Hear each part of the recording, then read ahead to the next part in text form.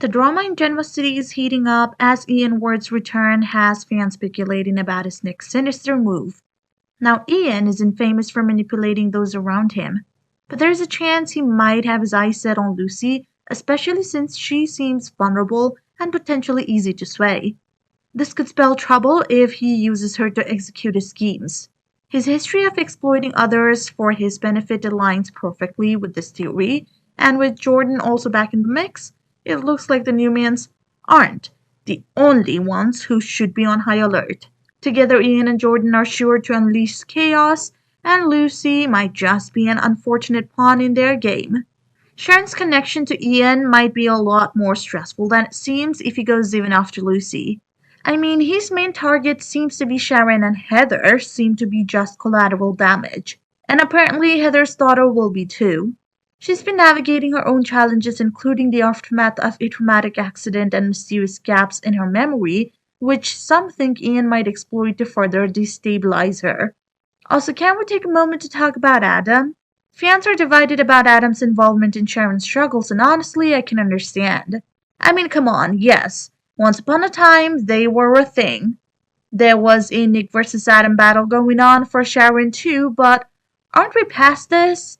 I mean, come on, we just had a sadly Nick and Adam triangle. Do we really need another one? While his intentions to help seem genuine, I feel Sharon hasn't sought his support, preferring to rely on Nick and her children. Adam's tendency to insert himself into situations that aren't directly linked to him is so absurd. Besides, he already has Chelsea and Connor to deal with. On top of that, he still wants Sally back too. So why would he just jump into Sharon's world for no reason at all? Meanwhile, the potential for Lucy to be pulled into Ian's orbit raises questions about her future. Lucy's lack of Neiman blood might make her less of a target in Jordan's vendetta against the family, but that doesn't necessarily exclude her from Ian's plans. His manipulative nature knows no boundaries, and with Lucy at a crossroads in her life, she could be susceptible to his influence. It would be way too cruel. I think so too. I mean, the poor girl is so young. And yes, maybe she made some questionable decisions, but that doesn't mean she deserves to be traumatized over and over again. Besides, the adults in the show are way worse than her anyway. Yet she's the only one who Ian might go after. She makes the perfect target. I mean, think about it. She's Heather's daughter for one. She's also not someone who's that important, and if she were gone, it would be a loss, but people wouldn't miss her much. The bottom line is she's not a legacy character yet, so she's disposable. And chances are Ian will not succeed in killing her, so she will be a traumatized mess by the end. As for Ian and Jordan's ultimate goals, their cryptic alliance suggests a long-term strategy aimed at dismantling the lives of their enemies. In this case, possibly the Newmans, and for Ian, it's Sharon. Whether this involves Sharon, Lucy, or the Newmans remains to be seen. But one thing is clear, no one in Genoa City is safe from their plotting. The tension surrounding their motives combined with the ongoing drama involving Sharon and Adam guarantees more twists are on the horizon. Now, I don't know about you guys, but I absolutely love the whole whodunit storyline. And I know that one with Heather is not really solved yet, but I think it'd be great to get another one. This time, suspicious but not too off-putting and dragged out. Sharon's storyline started out strong, but now it's tepid at best.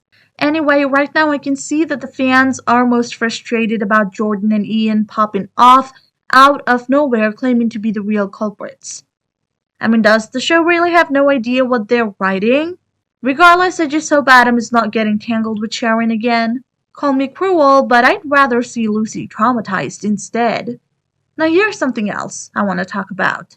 Jack might be considering a bold move by offering Glissade to Billy, but the road ahead is far from straightforward.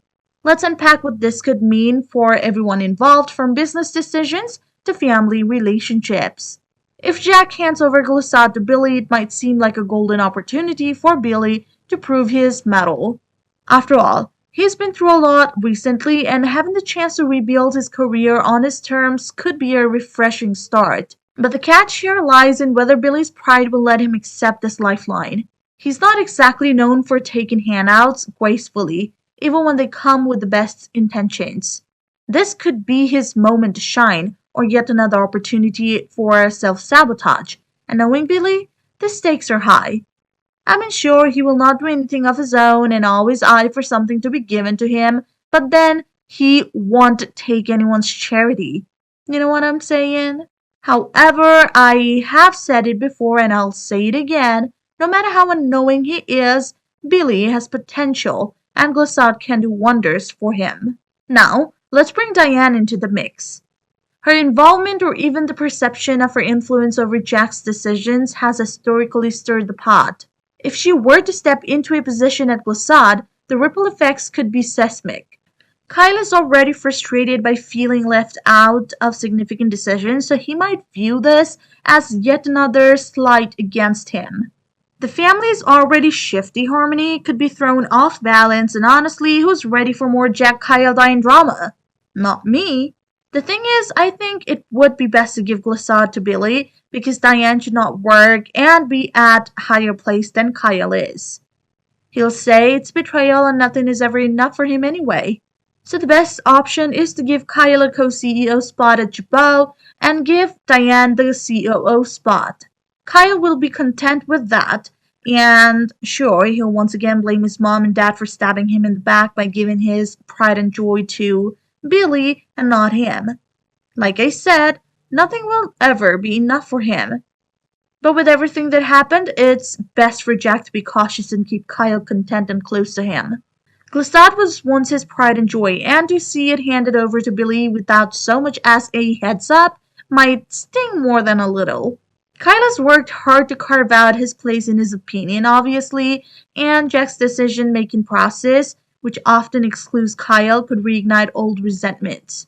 Kyle stepping up as co-CEO alongside Jack could be a better solution, giving him the recognition he craves, while avoiding further family fallout. If Glissade becomes Billy's project, it could also be a smart business move. With Jabot backing him, Billy could steer Glissade towards success, boosting the company's overall strength. But for this to work, Jack must tread carefully. Transparency and collaboration are essential, and keeping Kyle in the loop would go a long way toward avoiding unnecessary tension. A united Abbott front could even present a formidable challenge to their longtime rival, Victor. Wouldn't it be satisfying to see the Abbotts outmaneuver the Newmans for once? Jack's leadership style has come under scrutiny before, and his unilateral decision-making tendencies might need an adjustment. Including Kyle in discussions about Glissade's future, even as a courtesy, would demonstrate respect and partnership. It's not just about family dynamics, it's about maintaining a healthy, functional working environment at Jabot. Plus, a cohesive Abbott family is better positioned to face external challenges. The tension between Diane and Kyle could also be mitigated if Diane takes on a different role with the company. Perhaps she could step into Kyle's former position, allowing him to work alongside Jack as co-CEO while Billy focuses on Glissade. So let us know what you think in the comments below. Thanks for watching, and we hope to see you guys soon in the next video. If you haven't already, please subscribe and hit the bell icon. Until next time, take care.